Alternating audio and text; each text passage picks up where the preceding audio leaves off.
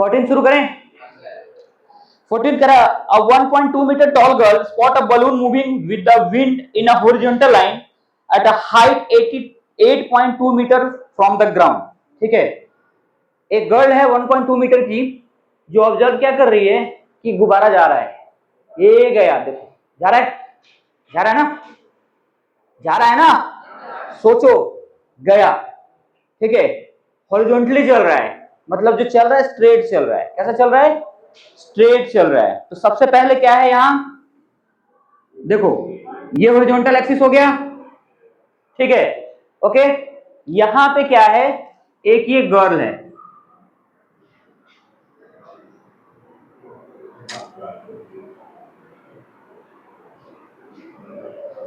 ठीक है, ये गर्ल है, कितने मीटर की है?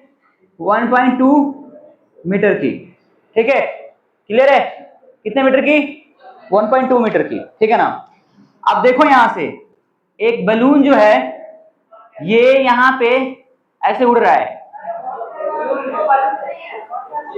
अरे जो भी है, वाटर बॉल में तो मैं बनाने नहीं आता मुझे, चलो लो ऐसे देख लो, ये बलून है, ये ग्राउंड से कितनी दूरी पे है? 88.2 मीटर की दूरी पे, ठीक है ना, ओके। अब क्या हुआ, लिखा है कि 1.2 meter tall girls spot a balloon moving with the wind in a horizontal line at a height of 88.2 meter, okay, from the ground. हो गया, ग्राउंड से 88.2 मीटर पे हो गया, आ रहा है समझ में?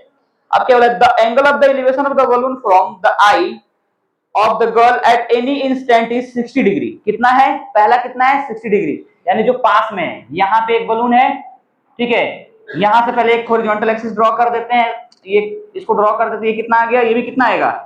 88.2 मीटर। समझ में आया? ये कितना रहेगा? 88.2 मीटर, यानी हॉरिजॉन्टली चल रहा है, ओके। अब लाइन ऑफ साइट कहां से बनेगा बच्चा? तो लाइन ऑफ यहां से बनेगा, है ना, तो इसलिए क्या करोगे, हॉरिजॉन्टल एक्सिस के पैरेलल क्या करोगे, एक और उसके आईज के थ्रू, हाँ बच्चा, दूसरा वाला बलून नहीं है, ये बलून यहां से उड़ते उड़ते उड़ते उड़ते यहां आया है, ठीक है, समझ में आया? ऐसा है, ये लड़की क्या देख रही है कि एक बलून है यहाँ पे, अब इसमें गुब्बारा में गैस भरा हुआ है, ठीक है, अब वो क्या है, उड़ रहा है, कहा जा रहा है, उड़ रहा है, उड़ रहा है, कैसा उड़ रहा है? तो स्ट्रेट उड़ रहा है, कैसा उड़ रहा है? हॉरिजॉन्टली, ठीक है ना, ओके, स्ट्रेट उड़ रहा है, ठीक है ना। Height of the balloon from the ground is what? 88.2 meter है, ठीक है ना, but the girls height is what? 1.2 meter. line its sight form from her eyes, so we draw a parallel line from the horizontal axis, okay। now the angle of the elevation of this balloon जो पास में है, nearer balloon is 60 degree with her eye। तो यहां से हम क्या करेंगे, एक ऐसे ड्रॉ करेंगे और ये कितना आएगा? 60 डिग्री, क्लियर है? Again at instant of time, जब ये बलून थोड़ा आगे बढ़ता है, थोड़ा आगे जाने के बाद, then the angle of the elevation is what? 30 degree. ये टेढ़ा क्यों हो जाता है, समझ में नहीं आ रहा है, ठीक है, ये कितना बन रहा है? 30 डिग्री, क्लियर है? आया समझ में इतना? What we have to find, तो फाइंड में क्या कह रहा है, कहां गया, हाँ, find the distance travelled by the balloon during the interval. तो उस टाइम ऑफ इंस्टेंस में बलून कितना डिस्टेंस ट्रेवल किया, ये निकालना है, यानी हमें ये निकालना है, ये वाला, इसको x मान लें, मान सकते हैं ना, कौन सा, ये और ये, हाँ ये वाला ना, हाँ ठीक है। तो ध्यान से देखो, इतना आया समझ में, इतना आया क्या समझ में? अब आपने क्या करना है, इस टोटल में से इसको सब्ट्रैक्ट कर दो, क्या आ जाएगा, ये आ जाएगा, ये और ये क्या है, सेम है, ये भी कितना है, x है, क्लियर है? गिवन में क्या लिखोगे, मार्किंग तो किया ही नहीं है, गिवन क्या लिखूंगा मैं,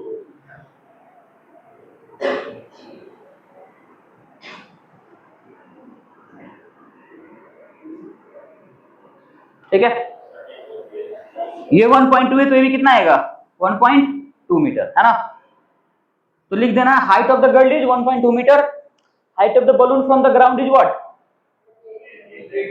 88.2, ठीक है ना। इस पॉइंट को भी मार्क करना पड़ेगा, तो ये G हो गया और ये क्या हो गया, H मान लेते हैं, ठीक है ना। नाउ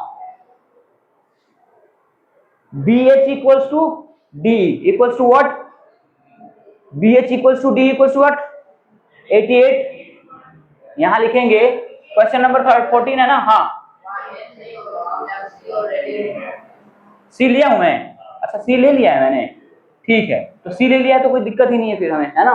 तो देखो यहाँ पे, यहाँ क्या लिखेंगे? पहले गिवन में क्या क्या लिखना है? Height of the girl is what? 1.2 metre. Height of the balloon from the ground level is what? 88.2 metre. इतना हो गया। Angle of the elevation form at the instant is 60 degree, and after some instant of time the angle of the elevation is 30 degree with what? eyes of girl। Clear है? इतना लिख लोगे कि लिखूं मैं? क्या क्या लिखोगे? पहले height of the girl is 1.2 metre, height of the balloon from the ground is what? 88.2 metre, angle of the elevation of the balloon, ठीक है ना, इज व्हाट? 60 डिग्री। आफ्टर, उसके बाद लिखना after some time of instance of time the angle of the elevation is what? 30 degree. ठीक है, but marking करके लिखना कि यहाँ पे क्या आ जाएगा? बी ए क्या? बी ए क्या? बी ए सी। पहला क्या बनेगा? बी ए सी। दूसरा क्या बनेगा? बी ए ई। आया समझ में? क्लियर है? लिख दूं क्या इसका? चलेगा ना कि लिख दूं? हो जाएगा, इतना लिख लोगे। अब सॉल्यूशन की बात करते हैं, तो उसमें सबसे पहले क्या लिखोगे? यहां गिवन अपना लिख लेना। फिर नाउ यहां से लिखना BC इक्वल्स टू क्या हो जाएगा वहां पे? DE। कितना आएगा बच्चों? तो 88.2 मीटर माइनस कितना? 1.2 मीटर, तो कितना आ जाएगा? 87 मीटर। क्लियर है? आया समझ में? Okay. Also distance between balloons, distance travel by balloon, ये लिखना। डिस्टेंस ट्रेवल बाय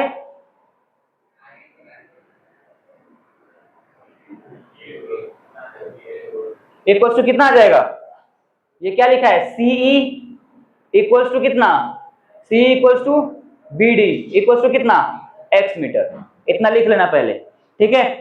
आया समझ में? इतना आ गया। अब चलते हैं सॉल्यूशन पे। नाउ सो यहां सो लिखना, क्योंकि नाउ लिखा हुआ। So in right angle triangle, किसमें?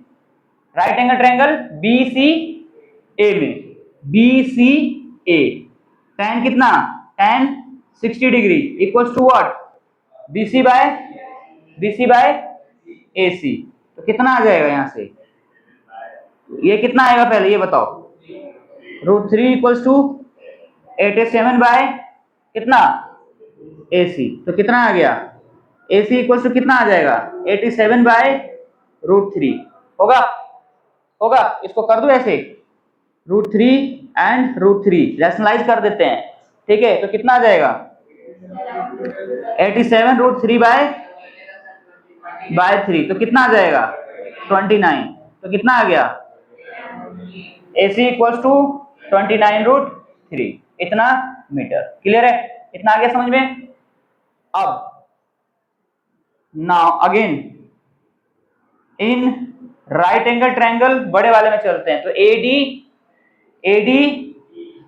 में क्या आएगा? tan 30 डिग्री इक्वल्स टू क्या? बोलो। DE बाय AE, है ना? तो चलो, ये कितना आ गया? 1 बाय √3। उसके बाद DE कितना है? 87 बाय AE कितना है? तो AC प्लस CE। ठीक है? आया समझ में? अब यहां देखो, हाँ देख लो, उधर ही देख लो। 1 बाय √3 इक्वल्स टू 87 बाय कितना? AC कितना आया है आपका? 29 √3 और प्लस कितना? X। चलो अब क्रॉस मल्टीप्लाई कर दें, तो 29 √3 प्लस X इक्वल्स टू कितना आ जाएगा? 87 √3। यहां से X की वैल्यू कितनी आ जाएगी? 87 √3 माइनस 29 √3, तो कितना आ जाएगा? 58 √3 X। Therefore distance traveled by balloon is कितना? 58√3 मीटर आंसर। आया समझ में? आया समझ में? कोई दिक्कत? चलो